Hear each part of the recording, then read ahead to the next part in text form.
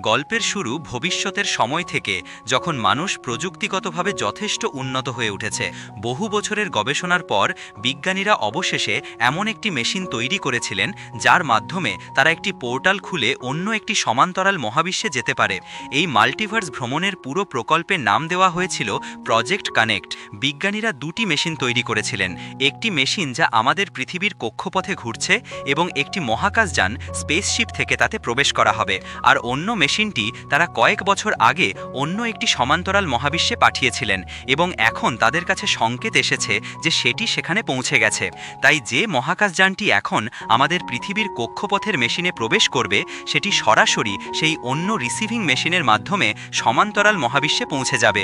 কিন্তু যেহেতু এখনও কেউ জানে না যে এই মাল্টিভার্স ভ্রমণের কি কি বিপদ হতে পারে এবং তাদের মেশিনটি ঠিকভাবে কাজ করবে কিনা, তাই আজ প্রথমবারের মতো সমান্তরাল পৃথিবীতে যাওয়ার জন্য মহাকাশচারী জেমসকে নির্বাচন করা হয়েছে, যে আজ সেই মেশিন দিয়ে অন্য একটি সমান্তরাল মহাবিশ্বে যাবে।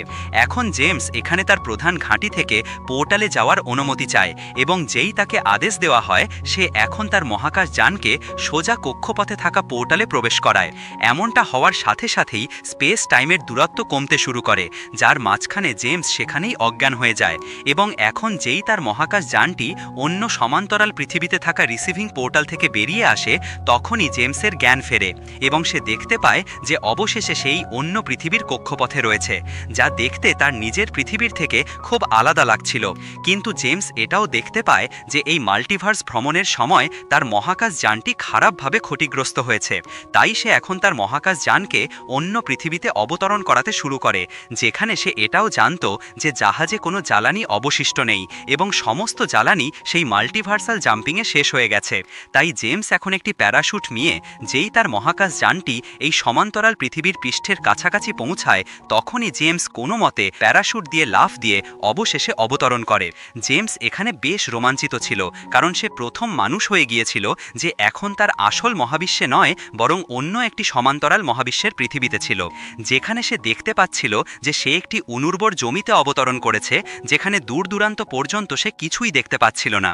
জেমস এখানে এই ভেবে হেলমেট খোলে না যে কে জানে এই পৃথিবীর পরিবেশ তার নিজের পৃথিবীর থেকে কতটা আলাদা হতে পারে। সে কিছু দূরে ধোঁয়া উঠতে দেখে, তাই জেমস এখন সেই দিকে যেতে শুরু করে এই আশায় যে হয়তো সে সেখানকার মানুষদের খুঁজে পাবে। এখন কয়েক কিলোমিটার দীর্ঘ পথ হাঁটার পর জেমস দেখতে পায় যে আসলে এই ধোঁয়াটি তারই মহাকাশযানের ধ্বংসাবশেষ থেকে উঠছিল, যা জ্বালানি ছাড়াই এখানে এসে বিধ্বস্ত হয়েছিল।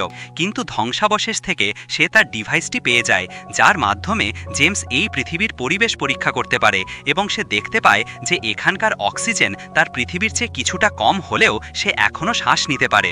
তাই জেমস এখন অবশেষে হেলমেট খুলে ফেলে এবং সরাসরি এই পৃথিবীর কক্ষপথে থাকে রিসিভিং চেম্বারের মাধ্যমে তার মহাবিশ্বে এখন পর্যন্ত সমস্ত রিপোর্ট পাঠাতে শুরু করে, যে পোর্টালের মাল্টিভার্স জাম্পিংয়ের সময় তার জাহাজ সম্পূর্ণরূপে ক্ষতিগ্রস্ত হয়েছিল, যার পরে তাকে কোনো মতে সমান্তরাল পৃথিবীতে অবতরণ করতে হয়েছিল।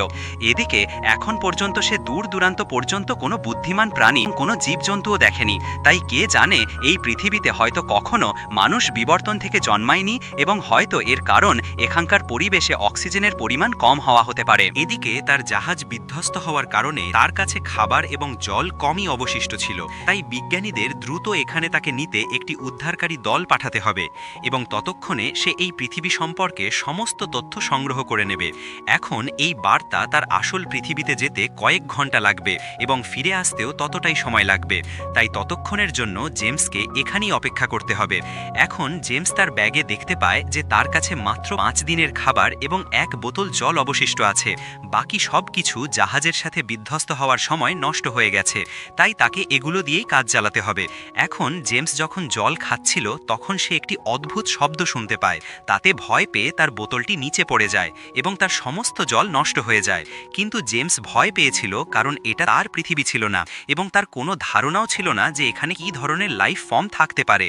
এদিকে সে দূর দূরান্ত পর্যন্ত কিছুই দেখতে পাচ্ছিল না, তাহলে সেই শব্দটা কেমন ছিল? এদিকে এখন সন্ধ্যা নামছিল, তাই জেমস এখন এখানেই রাত কাটানোর সিদ্ধান্ত নেয়, যেখানে সে এই পরিষ্কার আকাশে তার রিসিভিং চেম্বারটিকে পৃথিবীর কক্ষপথে ঘুরতে দেখছিল। এটি তার একমাত্র রাস্তা ছিল যেখান থেকে সে তার আসল মহাবিশ্বে ফিরে যেতে পারত এবং এখন সে তার মহাবিশ্ব থেকে কোনো প্রকার উত্তরের অপেক্ষা করতে করতে ঘুমিয়ে পড়ে। এখন পরের দিন সকালে জেমস এক এক নতুন উদ্যম নিয়ে ওঠে এবং আশেপাশে গিয়ে দেখতে শুরু করে যে এখানে কি কি আছে।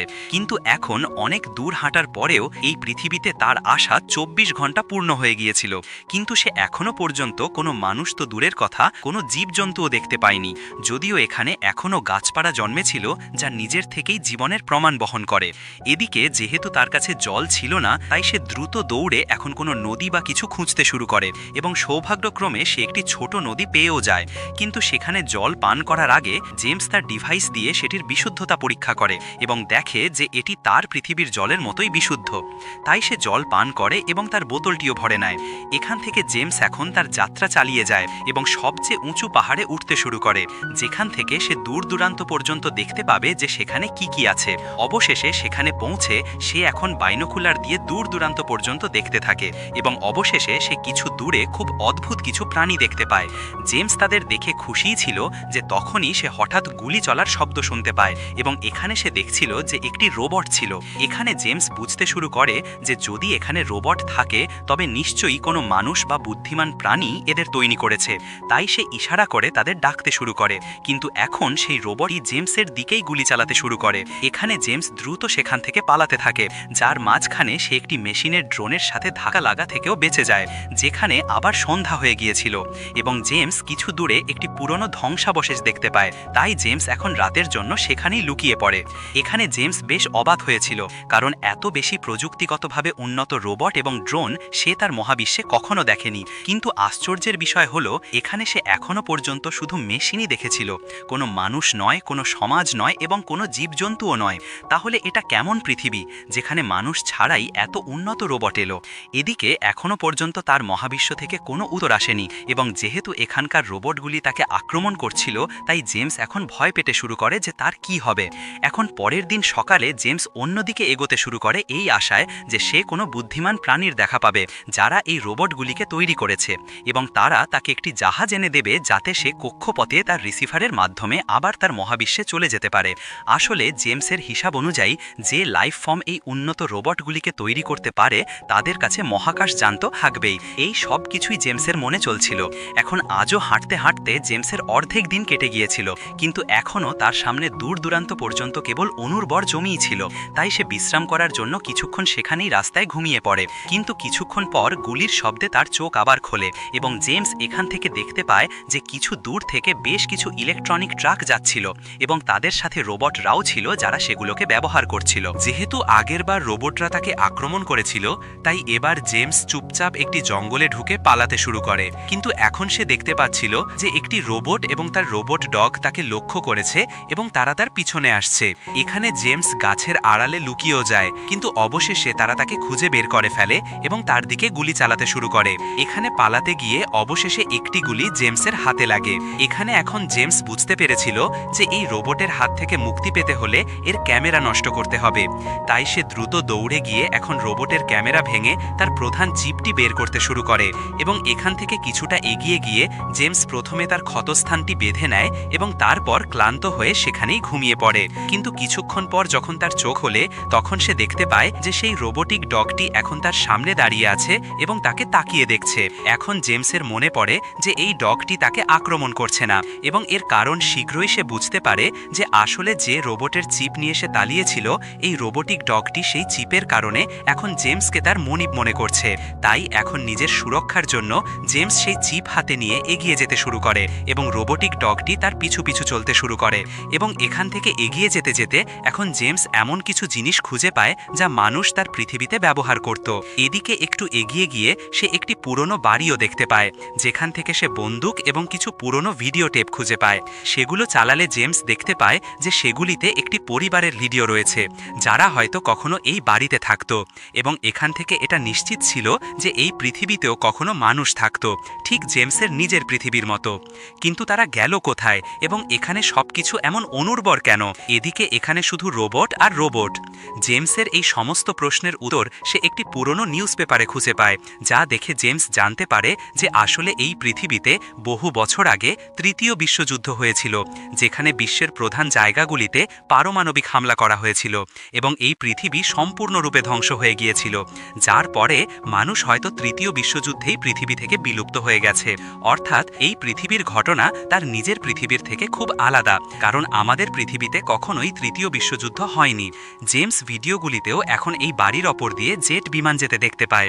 এখন জেমস এটা জেনেও অবাক ছিল যে এত উন্নত মানুষ, যারা এত উন্নত রোবটও তৈরি করেছিল, তাদের মধ্যে তৃতীয় বিশ্বযুদ্ধ হওয়ার কারণ কি ছিল।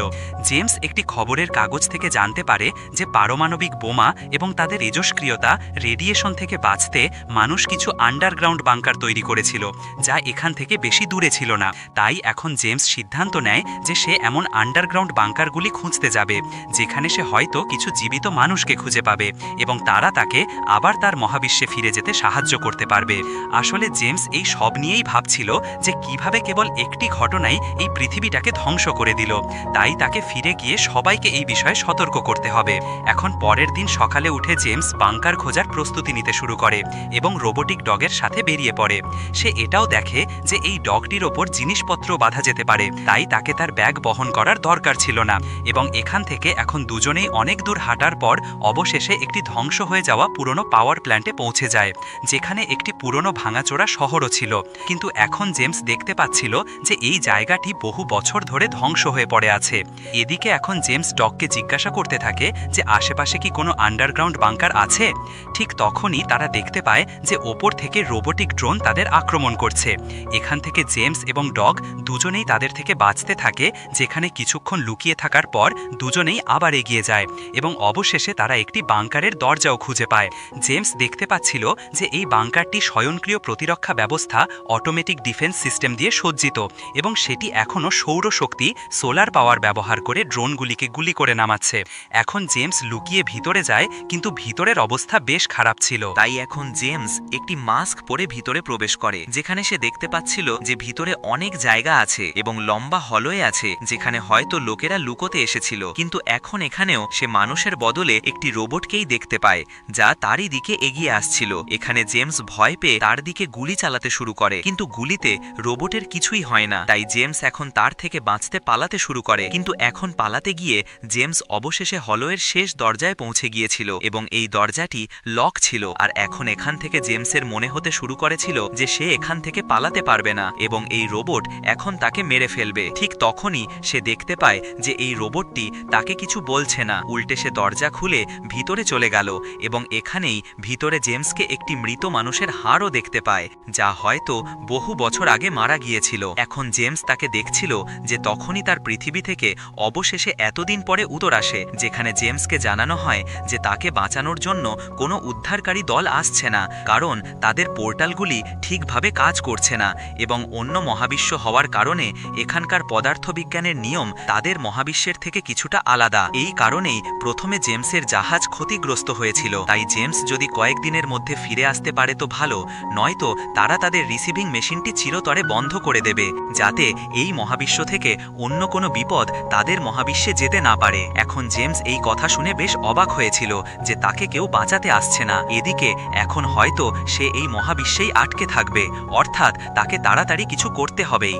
এবং জেমস এখন দ্রুত দৌড়ে বাংকারের দিকে এগিয়ে যায় এবং অবশেষে সে কন্ট্রোল রুম খুঁজে পায়, যেখানে সে দেখতে পায় যে এখন কন্ট্রোল রুমের সবাইও মারা গেছে। এদিকে যেহেতু কম্পিউটার সিস্টেম সৌরশক্তি দিয়ে এখনও কাজ করছিল, তাই জেমস এখন ডেটা দেখতে শুরু করে এবং দেখতে পায় যে তাদের ডেটা অনুযায়ী এখন পৃথিবীতে তেজস্ক্রিয়তার পরিমাণ অনেক কমে গেছে। এদিকে যখন তৃতীয় বিশ্বযুদ্ধ হয়েছিল তখন হয়তো এখানে কোনো রাসায়নিক আক্রমণও হয়েছিল। সেই রাসায়নিক আক্রমণে শুধু বাইরের লোকজনই নয়, বরং এখানে বাংকারের ভেতরে থাকা লোকজনও মারা গিয়েছিল। যা জানার পর এখন জেমসের বাঁচার শেষ আশাটিও শেষ হয়ে গিয়েছিল, কারণ এখানে তো কেউ তাকে সাহায্য করার মতো ছিলই না। এখন জেমস দেখতে শুরু করে যে পৃথিবীতে এইসবের শুরু হয়েছিল কিভাবে, এবং এখান থেকে সে যা জানতে পারে তা ছিল বেশ চমকপ্রদ। আসলে ডেটা অনুযায়ী যে রিসিভিং মেশিনটি জেমসের মহাবিশ্ব থেকে এখানে পাঠানো হয়েছিল সেটি জেমসের হিসাব অনুযায়ী কিছুদিন আগেই এসেছিল, কিন্তু তারা অর্থাৎ সেই মেশিনটি এখানে এই মহাবিশ্বে 60 বছর আগেই এসে পড়েছিল, যা হয়তো টাইম ডাইলেশনের কারণে হয়েছিল এবং যেখানে এই পৃথিবীর ইতিহাসে তাদের পাঠানো মেশিনের অনেক তথ্যও ছিল। তাতে সবাই অবাক হয়েছিল যে এই মেশিনটি কোথা থেকে এলো, এলিয়েনরা কি তাদের আক্রমণ করার জন্য এটি পাঠিয়েছে। এবং এরপরই বিশ্বের বিভিন্ন দেশ নিজেদের মধ্যে লড়াই শুরু করে এবং এখান থেকেই তৃতীয় বিশ্বযুদ্ধের শুরু হয়। অর্থাৎ এই পৃথিবী ধ্বংস হওয়ার পিছনে এখানকার সমস্ত সমস্ত মানুষ মারা যাওয়ার পিছনে অন্য কোনো কারণ নয়, বরং জেমসের মহাবিশ্ব দ্বারা পাঠানো তাদের মেশিনটি ছিল। এই মহাবিশ্বের লোকেরা মনে করেছিল যে তাদের শত্রু দেশ এটিকে কক্ষপথে পাঠিয়েছে। এখন জেমস এটা দেখে ভেঙে পড়ে যে কিভাবে এখানকার সুখী মানুষ, তাদের পুরো সংস্কৃতি তাদের কারণে ধ্বংস হয়ে গেল। এখানকার তৃতীয় বিশ্বযুদ্ধ তাদের কারণেই শুরু হয়েছিল, নয়তো এই পৃথিবীর মানুষ তো জেমসের পৃথিবীর চেয়েও বেশি উন্নত ছিল, যারা সমস্ত রোবট এবং ড্রোন তৈরি করেছিল। সেই রোবটগুলি এখন মানুষ বিলুপ্ত হওয়ার এত বছর পরেও পৃথিবীতে ঘুরে বেড়াচ্ছে। এদিকে জেমস হতাশও ছিল যে সে তার মহাবিশ্বে তার পরিবারের কাছে ফিরে যেতে পারবে না, তাই সে এখন নিজেকেই মেরে ফেলার সিদ্ধান্ত নেয়। এবং এখন যখন সে এমনটা করতে যাচ্ছিল তখন তার পরিবারের কথা মনে পড়ে এবং সে সিদ্ধান্ত নেয় যে সে এখন জীবনভর এই পৃথিবীতেই থেকে যাবে, অর্থাৎ সে এই পৃথিবীর শেষ জীবিত মানুষ যে আসলে এই মহাবিশ্বের নয়। তো বন্ধুরা, এই ছিল আজকের মুভি এক্সপ্লেনেশন ভিডিও। আশা করি পুরো ব্যাখ্যাটি আপনাদের ভালো লেগেছে। যদি ভিডিওটি পছন্দ হয় তাহলে অবশ্যই একটি লাইক দিয়ে আপনার সাপোর্ট দেখান। আর যদি আপনার কোনো জিজ্ঞাসা বা ভিন্ন মতামত থাকে অথবা কোনো কিছু ভালো না লাগে তবে নির্দ্বিধায় কমেন্ট করে জানান। আপনার মতামত আমার জন্য খুব জরুরি। এমন আরও দারুণ সব মুভি বা সিরিজের ব্যাখ্যা দেখতে চ্যানেলটি সাবস্ক্রাইব করুন এবং বেল আইকনটি প্রেস করে দিন। খুব শীঘ্রই ফিরছি আরও আকর্ষণীয় মুভি বা সিরিজ নিয়ে। ততক্ষণের জন্য ভালো থাকুন। ধন্যবাদ।